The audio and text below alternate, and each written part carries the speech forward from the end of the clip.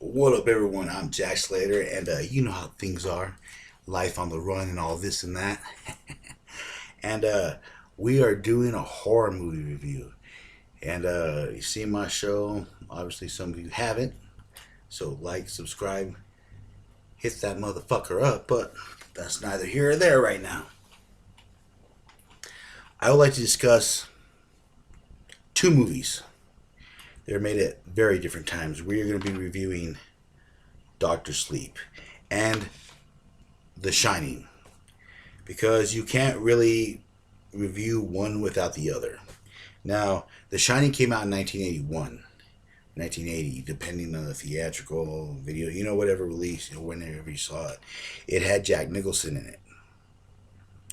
It was unique at that time because it was more of a psychological horror movie with classic elements.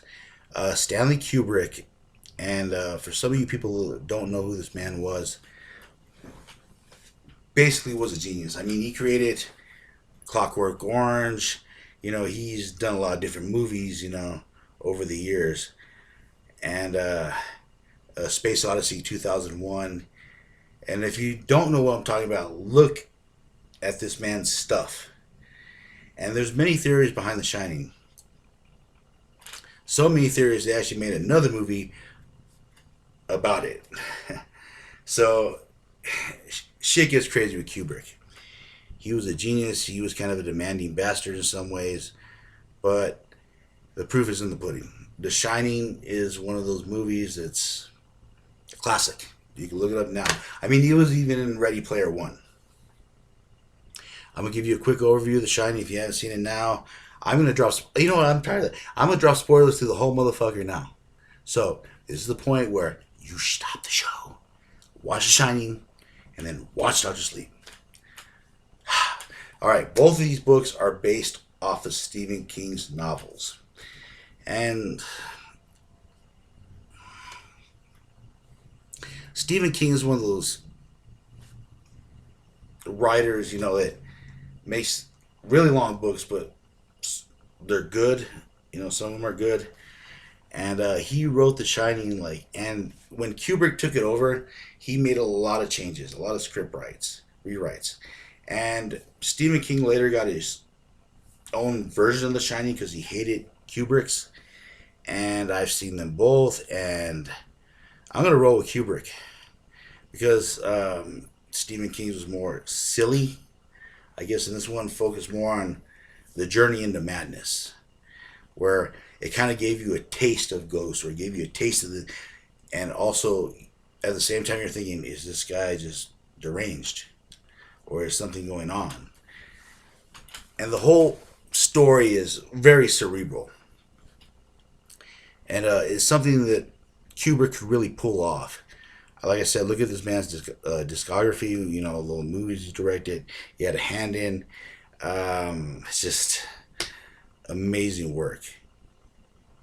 Like literally, what is the name of it? Where the guy rides in with the nuke. Doctor Strangelove. He's like, yeah, and he's riding the nuke down. Like this man has done very, even when he's trying to be funny, he's very cerebral, and you have to pay attention to The Shining, like scenes here and there. And this, yes, if you've seen Dark Tower, spoilers, they talk about Shining. Like everything in Stephen King's universe is sort of connected. Well, it is connected. And The Shining is a psychic power, and various things of psychic energy. It could hear people's thoughts. Well, it usually comes from some kind of childhood trauma.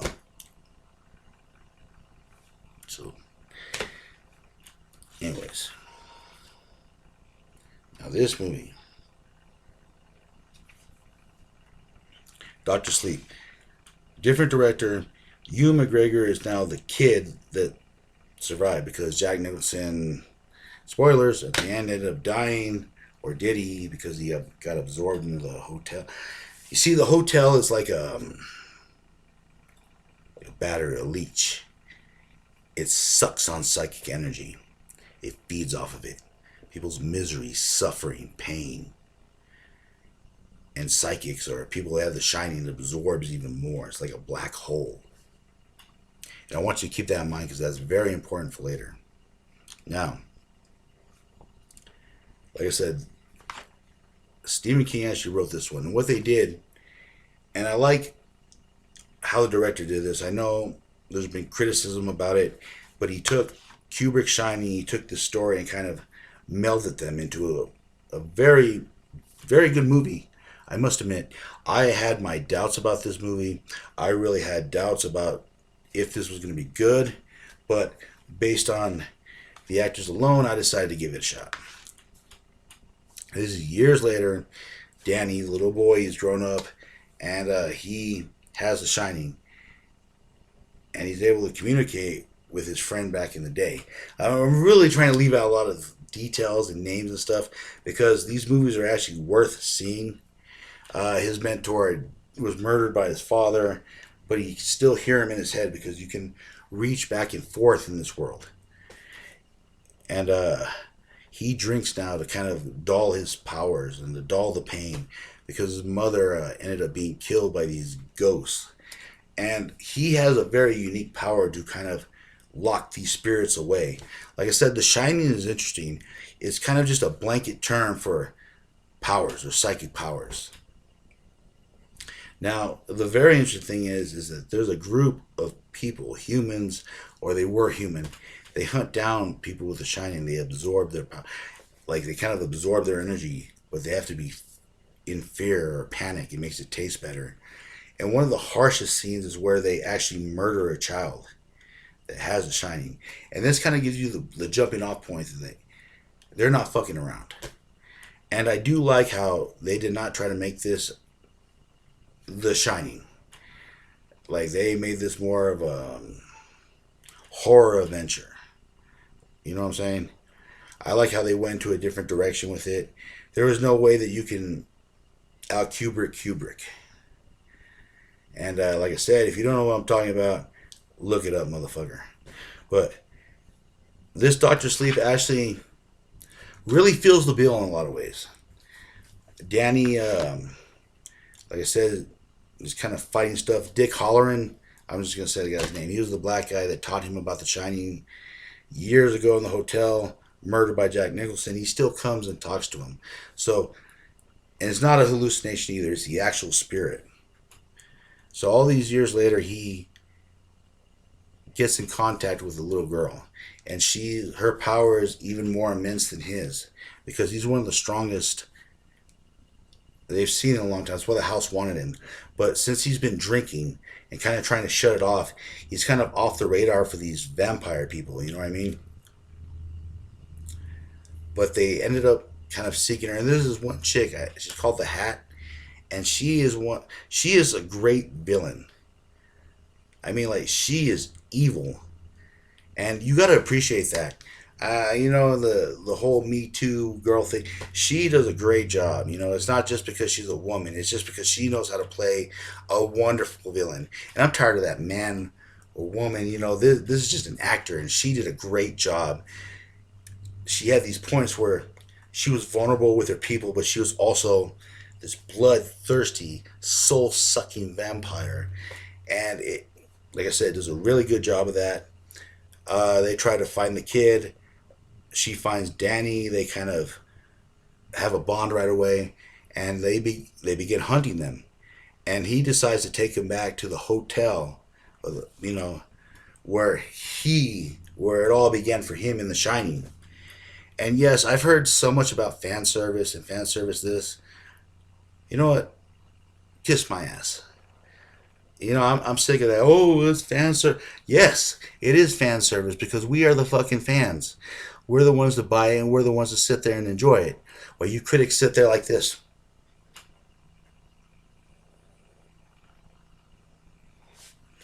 So, maybe if the Ghostbusters movie with all the girls and they had a little more fan service and a little less bitching, it probably would have been a hit, huh? Just throwing it out there. And if you heard my Ghostbusters video, I had high hopes for that movie. So don't call me as a sexist. I was very disappointed in that movie. Bad writing, bad directing is not an excuse. You know what I mean? Take some responsibility. Anyways, this movie was worth the price of admission. I mean, it's more faster paced than The Shining, and I think it is actually really good. For that reason, because The Shining kind of lays everything out slowly, and this one picks up faster. And sometimes as a sequel, you want to rehash what's going on because sometimes people haven't seen The Shining, So they kind of do a good job in explaining who Danny is if you haven't seen the movie. Although the actors they picked were kind of like the character, like la la la la, when because he has an alcohol problem. When he goes back to the bar in the hotel, he he meets his father, and it's not Jack Nicholson by any means of terms. The bartender actually plays an important role in The Shining, and it's interesting that his father ended up taking up that role because he was an alcoholic to begin with. So this house has been wanting Danny for a long time. He lures them there, and a titanic fight begins for the soul of this girl. And I would recommend giving this movie a shot. You could watch The Shining first. I would recommend that, but it's one of those movies that's a slow burn, and you got to have the patience for it. And it is a classic. It was made in 1981. This one, if you want a quick fix, it gives you an overview of the story really quick. It gives you a rough idea what's going on. And as far as the sequel goes, especially all these years later, it's actually really not that bad. McGregor really does a good job as this tortured psychic. There's a lot of good things about this movie, and I keep hearing fan service. Yes, of course there's fan service. There wouldn't be a sequel if there wasn't fan service. How many Jason, Michael Myers, Freddy Krueger, Chucky movies are there? Because they know how to appeal to their fans. Maybe you guys ought to take a lesson from that. Some of you other people that put shit, except for that Freddy Krueger movie they made with a Rorschach in it. That movie sucked ass. But that's neither here or there. This is Dr. Sleep. Check it out. Boom. I recommend watching it. And if you want to read the books, you can. But Stephen's versions of stories are often long and kind of So if you want like a movie that just kind of like gives you an overview of The Shining, kind of lets you know what's going on, because it does a very fair job in filling you in on what happened in part one. I recommend this movie. There's a few twists and turns, and this one kind of grabs you by the boo-boo, which is what a horror movie is supposed to do. Granted, there's not a lot of like Chainsaw Massacre violence or blood, but when someone gets killed or someone dies, it's significant, and you feel it. And that's what a good horror movie, drama, action, or any other movie does. You want to feel for the protagonist. You want to feel for the antagonist. You want to pick who you root for and why. And this movie gives you a lot of stuff. Like even the villains, there's a lot. Like I said, the hat. There's a lot of meat on the. There's a lot of skeleton on her. You can hang a lot of meat on her, and all these characters have a very interesting story. I'm really trying not to touch on it.